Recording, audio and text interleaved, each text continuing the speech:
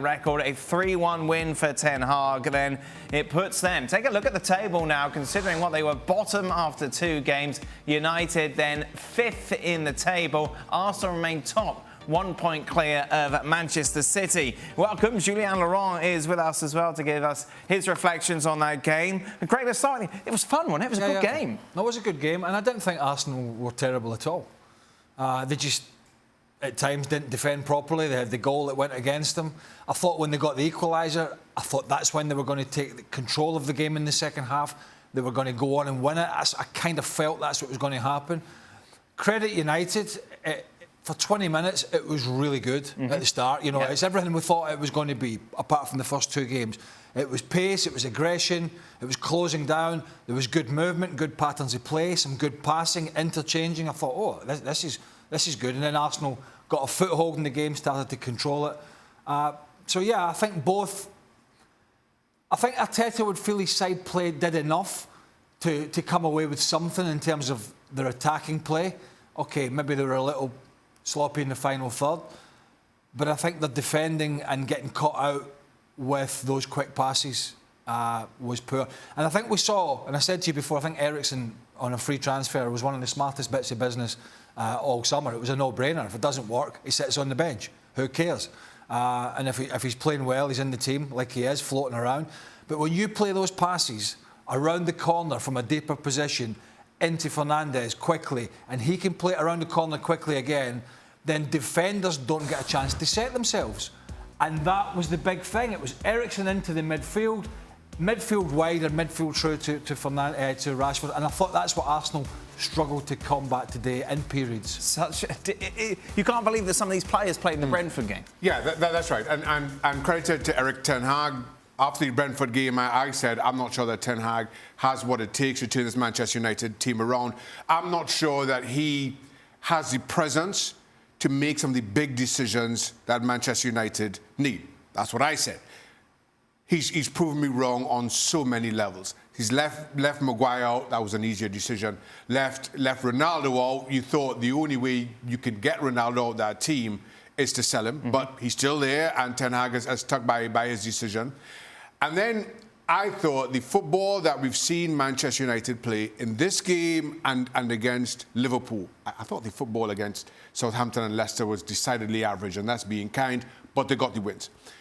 I thought you saw the best of who Manchester United can be, and credit to him for getting the best out of Rashford, for getting the best out of Dalot, for his defensive partnership leaving out Maguire. Anthony comes in and has a very good debut indeed. But as Craig pointed out, that partnership in midfield with Eriksen and Bruno Fernandes, let's remember how decidedly poor he was for a lot of last season. Yet some of his passing, that combination through midfield, I thought was really outstanding. This was a very good game of football with 2 very good teams. I was very impressed with Arsenal as well. I just thought they were undone by a Manchester United as inspired. We saw those stats there for Rashford. It's only 2 goals now off his total from last season. Why? 1 position, 2 personnel, getting fed the ball in with the ability to run in behind, with quality passes, and that gives him confidence. I can't remember the game, who it was against, but it was Old Trafford last year, and he was having a shocker. He wasn't alone. He was one of many, but he was having a shocker. And we've all had them. The ball comes to you, it bounces off you. You try and take a nice touch, it goes out for a throw-in. The crowd are booing and, you're useless. You hear it all. You don't really hear much when you're doing great. When you're doing badly, you hear every negative comment, pretty much. And I remember a shot of Marcus Rashford when he was subbed. And he went and sat in the technical area, and the host broadcaster gave us a cutaway, close-up. And he sat there, and I'll never forget it. I looked at him down, and I thought, there's a boy who wishes he was anywhere else apart from Old Trafford playing football.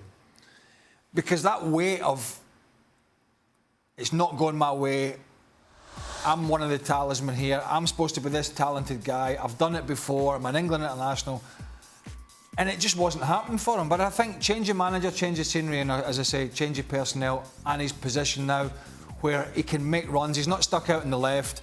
are stuck out on the right. He's in the middle where he can make runs in behind, he can float around a little bit, and he can utilise that fantastic pace. Yeah, you have to credit Erik ten Hag as well. Listen, 90% of management at this level of the game is about man management. Right. Nobody questioned whether Marcus Rashford was still a talented footballer or not. It was about confidence. It was about somebody giving him that self-belief again. And Erik ten Hag came in and did that. And for all the problems in the first two games that we spoke about, put him in as a front three up against Liverpool and allow that front three with Sancho and Elanga just to run at Liverpool as they were. And that's when he was at his best. And I thought that's when you saw some of the enjoyment of his football come back. Now, again, I spoke about the two games in between, but this, against better opposition, where you have that room to run in behind, where the first thought of the opponent isn't just to drop to the 18-yard box, that's where Rashford, I think, relishes that opportunity to get him behind. That confidence that he got from that Liverpool game and that Erik ten Hag keeps patting him on the back with, I think you see. A little bit of fortune with the finish for that second goal. But it was taken with a confidence that we have not seen from Marcus Rashford for at least a couple of seasons. Is Jules waiting? Jules is waiting. Can I just say something quick? Just say something quickly before... He gets paid if he doesn't see him spoke anyway, he doesn't mind. Jules, just Jules, if I was you, I'd just pull the plug out. Tell our boss there's a technical problem. You'll get paid. I've done it before. It was many years ago. I got away with it. I was in London. Here it's trickier in the studio. Going back to just a quick point. Yeah. But Shaq said he wasn't sure about whether he had the stomach, Ten Hag, to make the big decisions. I was sure, right? And I'm not trying to be smart, I'm not generalising, but in a sense I am. The Dutch people that I work with, and this is their mentality, maybe not every single one, but the bulk of them, is the coaches and players that I worked with at Celtic and Chelsea are so single-minded. Yeah, they're great teammates and coaches and blah, blah, blah, all that sort of stuff, fine. But when they make a decision, it's them. It's about them. It's about the team. Hullet had no problem doing it, whether it was good or bad, or it affected me. Janssen was the same. If it wasn't working, he cut you.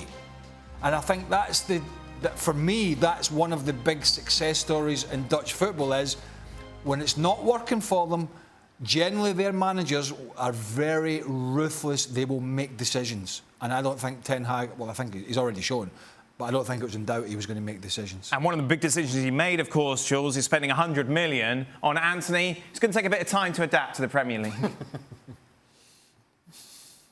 You consider that he hadn't played for 3 weeks and trained once with United, didn't train much with Ajax before.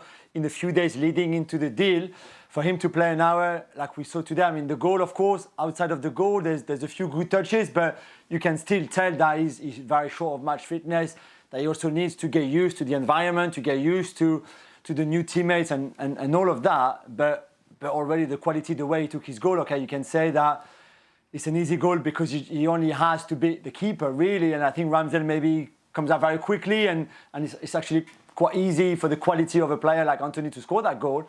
But to start at home like this with a goal, to send your team on the path of victory like that, I think was obviously very, very promising and very positive. He looks shy, doesn't he? Did you see the bit before he scored the goal where he was showboating a little bit with it and he wasn't going anywhere? Yeah. And I was like, oh boy, here we go. Yeah. And I've no doubt, obviously, as Jules mentioned, he's behind in the fitness, he's behind in the match sharpness. That's all going to come. We'll see what he's like. I think he's already shown his finishing is pretty decent. We'll see what he's like when he's got to take people on one-on-one, but that'll come with fitness. But it's a perfect start for him. It didn't look like the shirt was heavy or that price tag was heavy on him. Give it time. Harry Maguire didn't look like that when he first put a United strip on. But no, look, he's a talented player, but just talent alone's not going to get it done, right? It's end product. That was great today in terms of end product. But I go back to it. My point being is it's not so much the build-up play. The ponderous pedestrian build-up play, I don't think is going to get United that far. But that ball, the passage of play, and it happened more than once, where Eriksen, because he's got a cast, it's McTominay at the moment, and by the way, he's not going to be an easy player to leave out, McTominay, at the moment.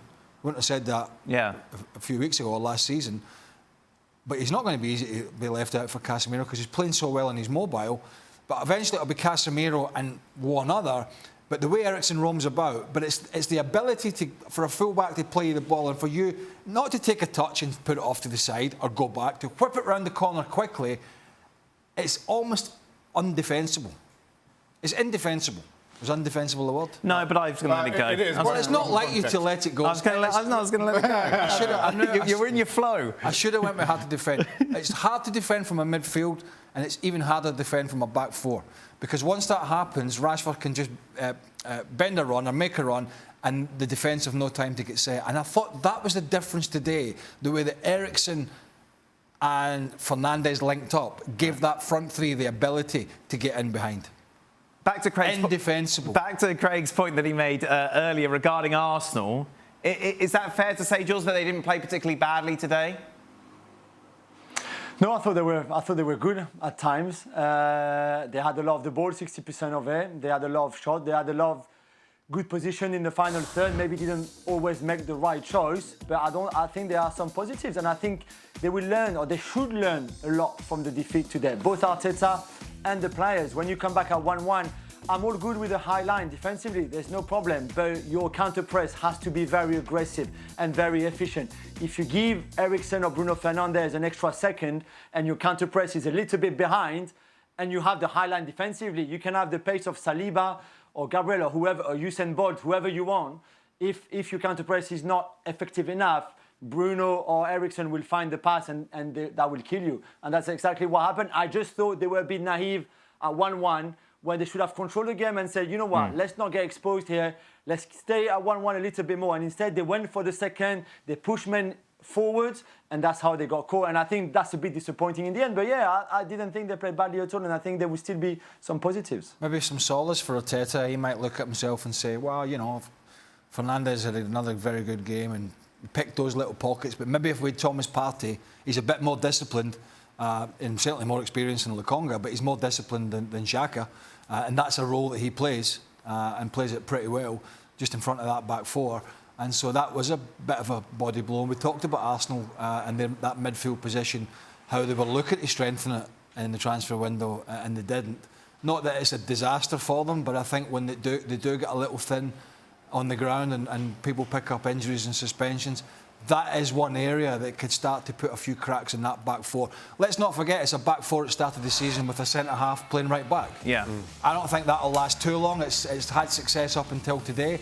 But I think ultimately I think that'll probably be the end of that little experiment with Tomiyasu fit again. The ghost of Steve Nicol swirling around this studio, saying... Wait, there's an airplane going to run somewhere as well in my ear. Basically saying, see? Oh. First test for Arsenal and they fail. Yeah, but I thought they came up against a very good Manchester United team. And we've, once again, I think we only say that second time so far this season. Well, thank you very much for watching ESPN on YouTube. For more sports highlights and analysis, be sure to download the ESPN app. And for live streaming, premium content, and let's not forget as well, ESPN FC 7 days a week. Subscribe to ESPN+.